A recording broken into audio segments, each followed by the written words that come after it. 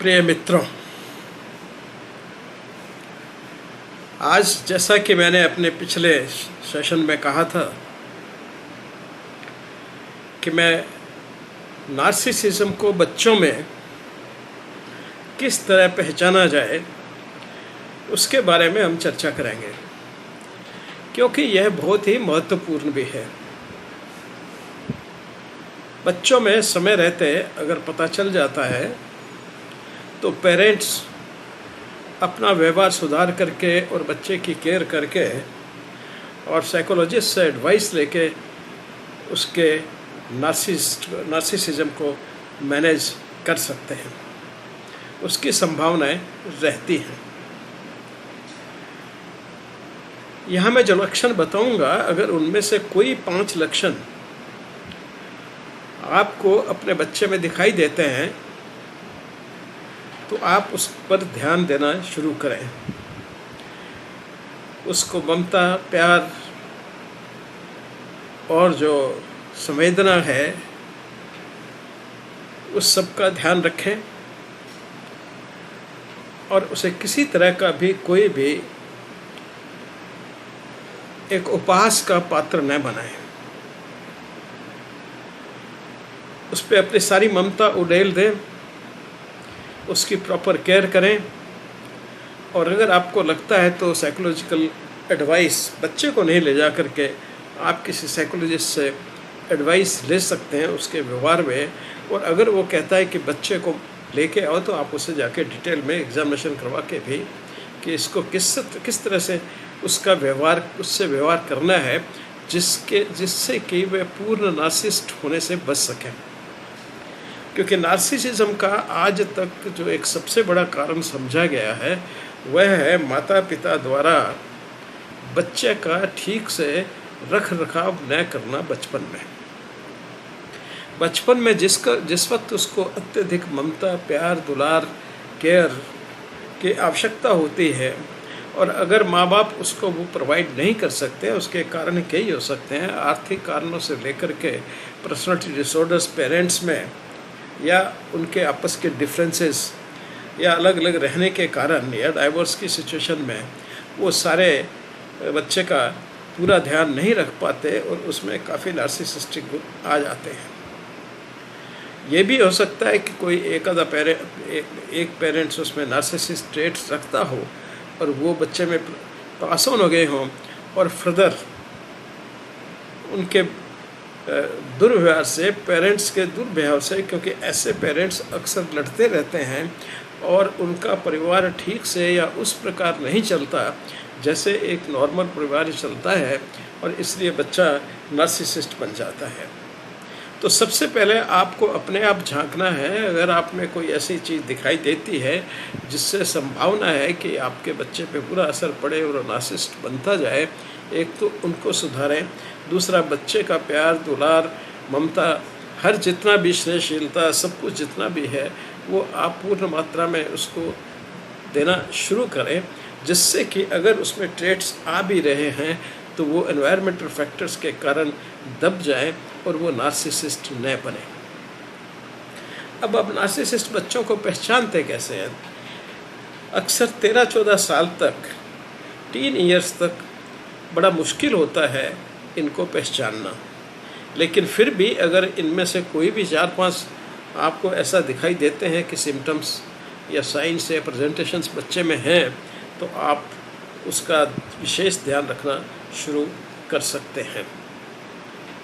सबसे पहला होता है जो नार्सिसिस्ट है उसमें किसी से भी सहानुभूति नहीं होती।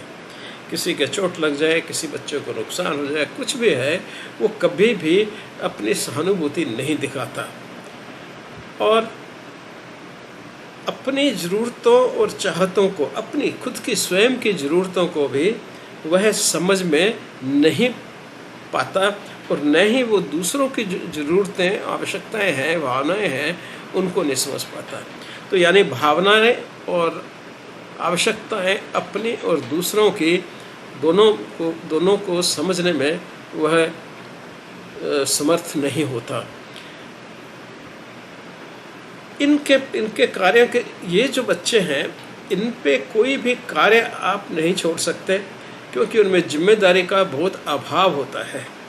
वो अपनी जिम्मेदारी नहीं समझते और उनको पहले तो जिम्मेदारी लेना ही बहुत मुश्किल लगता है, और जिम्मेदारी लेने के बाद वो उसको निभा नहीं पाते हैं। उनके अंदर एक अत्यधिक आत्ममुग्धता होती है, यानी कि अपने आप को, स्वयं को बहुत इम्पोर्टेंट समझने की, बहुत अपने आप से प्यार करने की, या अपने आप को दूसरों से ज़्यादा समझने की एक बहुत भव्य भावना होती है। उनके मन में ये रहता है कि हम दूसरों से महान हैं, दूसरों से अलग हैं, दूसरों से भव्य हैं, दूसरों से अलग एंटाइटल्ड हैं। हमें एक विशेष प्रकार का वरदान जैसे कहते हैं वो उनको प्राप्त है, और वो औसत जो समाज में इधर उधर सारे लोग चल रहे हैं, रह रहे हैं, उनके दोस्त हैं, फ्रेंड हैं, वो सब बहुत घटिया नीचे लोग हैं, वो औसत से कम हैं और हम औसत से ज़्यादा हैं। यानी कि हमारे पास अधिकार, हमारा व्यवहार, हर चीज़ दूसरों के प्रति हम में ज़्यादा अच्छा है।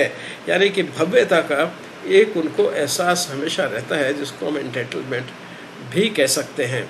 वह हमेशा सोचते हैं कि हम हर काम में दूसरों से बेहतर कर सकते हैं, जबकि वो बेहतर नहीं कर पाते, उनकी क्षमता नहीं होती, लेकिन वो समझते हैं कि हम ज़्यादा कर लेंगे। तो इसलिए कोई भी काम होगा वो सोचेंगे, किसी भी काम को, अपने काम को अत्यधिक प्रशंसा करेंगे, और बाकी लोगों को जो औसत काम दूसरे लोग कर रहे हैं उसको वो ठीक नहीं समझेंगे, उसकी भर्त्सना करेंगे और अपने काम की बहुत ही प्रशंसा करेंगे। यानी कि जो मैं कर रहा हूँ वो तो बिल्कुल सही है, ठीक है, और दूसरा जो कर रहा है वो बहुत गलत कर रहा है।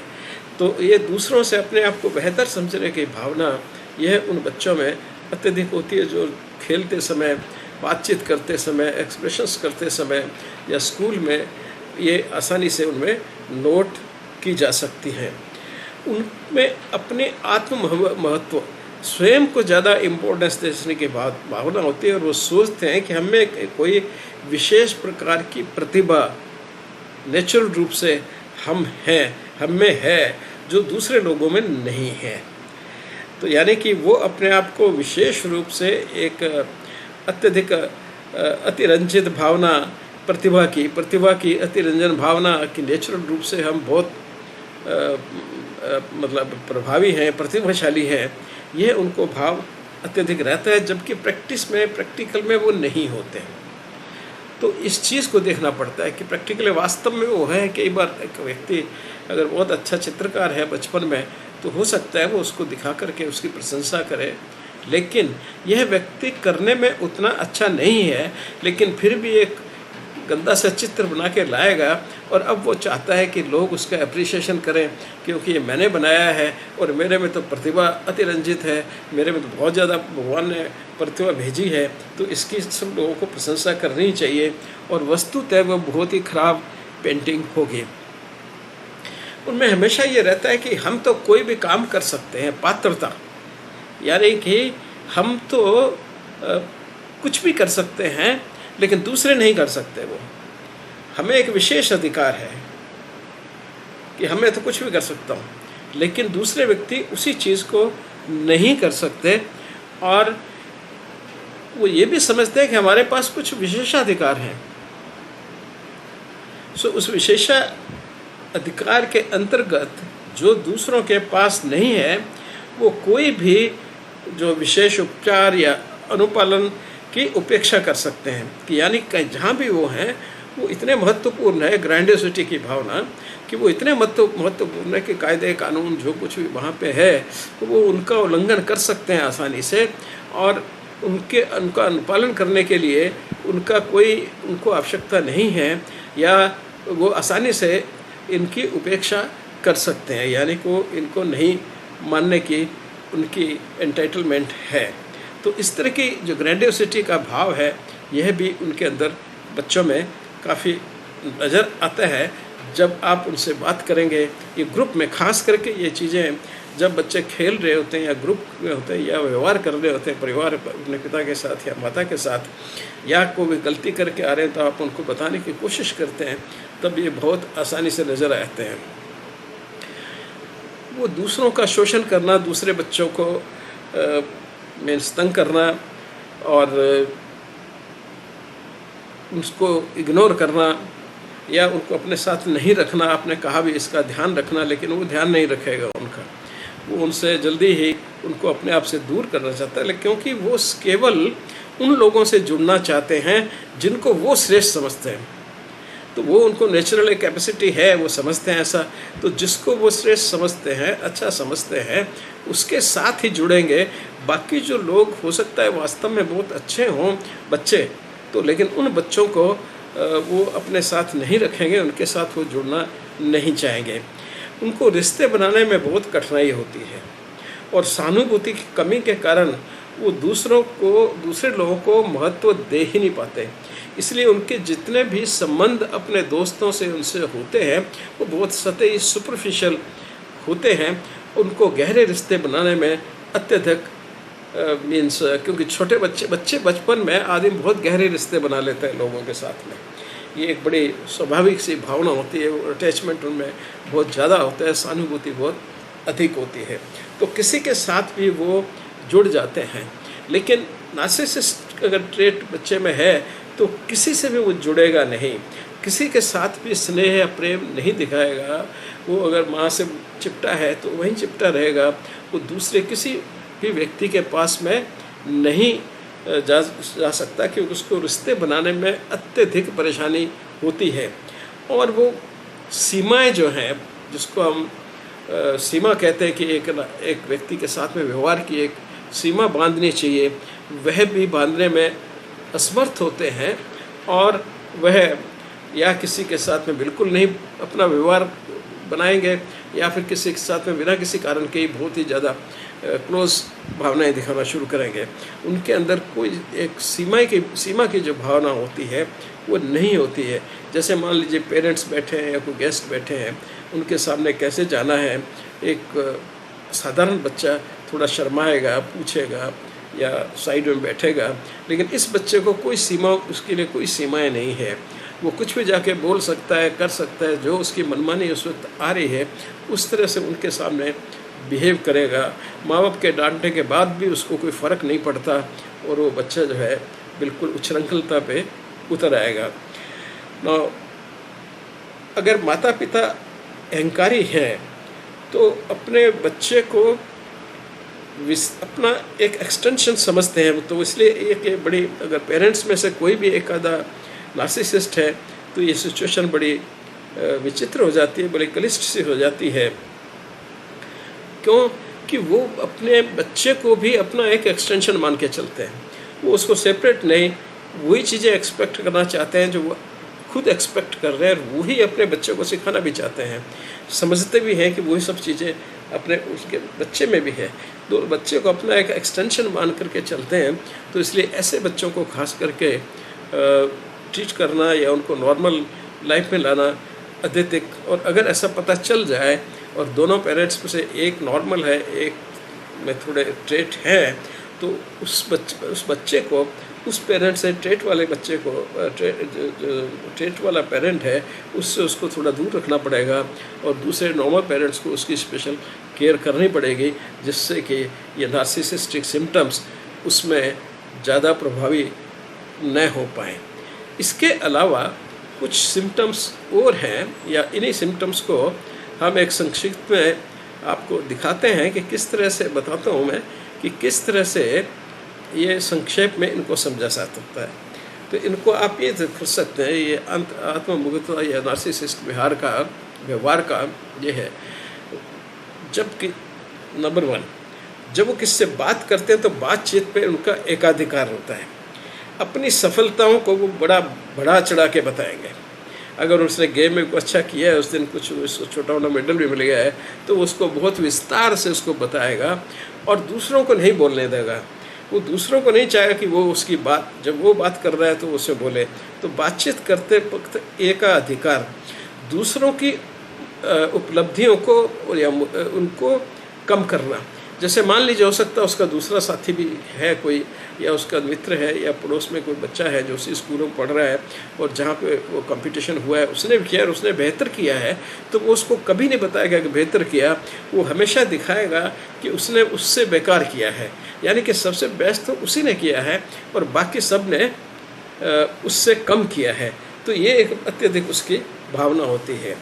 ज़रा भी उसका प्रतिरोध करने पर बहुत क्रोधित हो जाते हैं, क्रोधित, बड़े क्रोधित स्वभाव के होते हैं। थोड़ा सा किसी की बात को आपने काटा या समझाने की कोशिश की या कोई एडिशन किया तो वो उसको एक्सेप्ट नहीं करेंगे, बल्कि वो बहुत गुस्सा हो जाएंगे ना।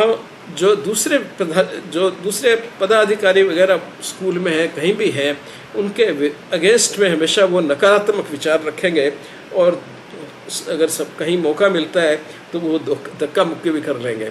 जैसे कोई देखा होगा कि स्कूल में टीचर्स को कोई लोग बच्चे ऐसे ग्रुप में हैं तो कोई धक्का दे देता है, कोई मुक्का मार देता है, कुछ कर देता है। तो उस तरह की हरकत भी वो अधिकारियों के ऊपर, वो क्योंकि वो तो मान के चल रहे कि हमारे पे किसी है ही नहीं। तो पदाधिकारी जो भी स्कूल में रहते हैं, जो भी शिक्षक वगैरह रहते हैं, वो उनकी बात को नहीं मानते, प्रतिरोध करते हैं और मौका मिलने पर उनको धक्का मुक्की करने में भी नहीं चूकते। जवाब में अत्यधिक भावनाओं या भावनाओं की कमी, अगर आप उनसे कभी कन्फ्रंट करते हैं किसी बात के लिए भी तो वो अत्यधिक इमोशनल हो जाएंगे या तो, और लेकिन उसमें इमोशंस में कोई वास्तविकता नहीं होगी, पर वो अत्यधिक इमोशनल बातें करेंगे या फिर बहुत ही नीरस बातें करेंगे। दोनों में से एक रास्ता उनमें होगा कि या तो नीरस हो जाएंगे, टोटल नीरसता, और या फिर अत्यधिक भावनाशीलता को वो बोलेंगे जो नकली होती है। ये भावनाशीलता उनकी असली नहीं होती, ये बिल्कुल एक नकली सीखी हुई, किसी को देखा होता है उन्होंने कि ठीक है बहुत ज़्यादा इमोशनल हो गया तो उसकी कॉपी करते हैं। तो कॉपी कैट करके वो बहुत से बिहेवियर लोगों से सीखते हैं, क्योंकि उनको खुद के कोई आत्मबोध की कमी होने के कारण वो दूसरों के व्यवहार को ही अपना व्यवहार बनाने में लगता है। तो इसलिए जिस भी व्यक्ति के साथ में रह रहे हैं, जिसको देख रहे हैं, तो उससे वो सीख लेते हैं कि हाँ, अगर कोई दुख की वो सूचना दे तो रोना होता है, या कोई बहुत खुशी की है तो हंसना होता है, या कुछ थैंक्स, कुछ भी ग्रीट करना होता है, तो वो सब दूसरों से सीखते हैं। उनके अंतर्मन से कोई इस तरह की भावना नहीं उठती। उनका अपने आप को ताकतवर दिखाने में, दूसरा सेक्स में, पैसे में और आकर्षण जैसी चीज़ों पर असीमित कमाने की या पाने की उनमें कल्पनाएं होती हैं। पा तो नहीं सकते, पर कल्पनाएं, उनकी कल्पनाओं में हमेशा जो है ताकतवर है, वो सबको कंट्रोल कर रहा है, या सेक्स के बारे में, या फिर पैसा अर्न करने के बारे में, या दूसरे कई तरह के आकर्षक बनने में, पॉपुलर होने में, इस तरह की बातें उसके हमेशा मन में चलती रहेगी। ये और इन सब की असीमित, बहुत ज़्यादा इनको पाने की उनकी इच्छा रहती है अपनी कल्पनाओं में। हो सकता है यथार्थ में वो कुछ नहीं कर पाए, पर उनकी कल्पनाएं जो होती हैं, क्योंकि हर बच्चा कल्पना करता है अपने जीवन के बारे में, और हर व्यक्ति अपने कल्पना करता है जीवन बारे में। उनकी कल्पना में शक्ति, सेक्स, पैसा और आकर्षण, इन चीज़ों को असीमित रूप से पाने की इच्छा होती है ना। उनमें एक ये रहता है कि मैं बड़ा विशिष्ट व्यक्ति हूँ, मैं एक खास व्यक्ति हूँ। ये भावना बड़ी प्रचुर मात्रा में उनके अंदर रहती है, जिसको हम ग्रैंडियोसिटी कह सकते हैं। और लेकिन इन सब के साथ साथ ये जो व्यवहार मैंने बताया, एक बहुत बड़ी भावना उनमें रहती है शर्मिंदगी की और असुरक्षा के, क्योंकि अंतर मन में उनको कहीं ये एहसास होता है कि वो खाली हैं, वो वस्तुतः कुछ नहीं है, उनका सारा व्यवहार एक बनावटी है, वास्तव में वह बिल्कुल आत्मबोध रहित है। तो जब भी उनको एहसास कभी भी आता है तो उनके अंदर एक अत्यधिक असुरक्षा, जो भाव हमेशा उनके मन में छाया रहता है, और एक शर्मिंदगी, क्योंकि वो गलत काम कर रहे होते हैं, चाहे वो सेक्स में हो, चाहे पैसे में हो, या कहीं भी है, वो गलत काम करने से नहीं चूकते। तो इसलिए एक अत्यधिक शर्मिंदगी उनके मन में रहती है, लेकिन उसको वो कभी एक्सप्रेस नहीं करते। वो बिल्कुल डीप उनकी छिपी हुई भावनाओं के पीछे ये एक डर, भय उनके अंदर हमेशा पड़ा रहता है, और हमेशा वो इस बात से डरते रहते हैं कि कहीं मेरा भांडा फूट ना जाए। कुछ का फूटता है, कुछ का नहीं फूटता। वो जीवन भर सब लोगों को बेवकूफ़ बना के अच्छी तरह से चले जाते हैं। तो ये था नार्सिसिज्म प्रवृत्तियों का। तो इन प्रवृत्तियों को अगर आप बच्चों में देखते हैं, बच्चों में थोड़ा भी पाते हैं, खास करके 12-13 साल की उम्र में। 12 साल की उम्र में आप अपने बच्चे के व्यवहार को नोट करें। अगर कुछ नार्सिसिस्टिक फीचर नज़र आते हैं तो ये इसका भी नहीं हो सकता है कोई नार्सिसिस्ट ना हो, किसी और तरह का पर्सनैलिटी डिसऑर्डर हो, पर उन सब में सिम्टम्स लगभग इसी तरह के होंगे। तो उनको अगर आपको नज़र आता है तो आपको अपने आप पे ध्यान देना होगा। बच्चे की केयर करने में आपको थोड़ा सा इम्प्रूव करना होगा, उससे डील करने में। कोई 12 साल का बच्चा काफ़ी समझदार हो जाता है, तो उसकी डीलिंग्स पे आपको विशेष ध्यान देना होगा। और अगर आप आवश्यकता महसूस करते हैं तो किसी चाइल्ड साइकोलॉजिस्ट की हेल्प ले लेनी चाहिए, और 12 साल से ऊपर है तो आप एडल्ट साइकोलॉजिस्ट की भी हेल्प ले सकते हैं, और तदनुसार आप उनसे व्यवहार करके उनके नार्सिसिस्ट होने से उनको बचा सकते हैं। धन्यवाद।